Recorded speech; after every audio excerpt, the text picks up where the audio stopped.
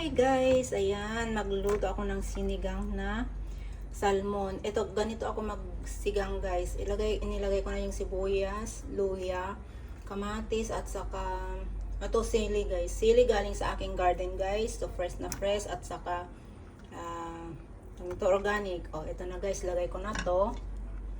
Tapos, uy, kayami guys, kayami. Kayami, tingnan nyo nga ito guys. Oh, yummy, yummy. Yan guys, tapos lagyan ko ng patis. Ito. Tapos pakuluan natin ng konti guys, pagka yung pumuti na, yung kumagat na konti yung patis, lalagyan ko na ng sabaw. So yan lang muna guys. So ayan guys, wow, ang bango. Yan guys, lagyan ko na ng kumukulong tubig. Yan.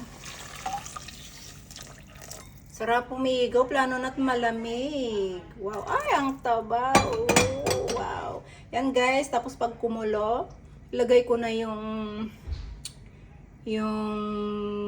tawag nito, yung mga gulay ko guys.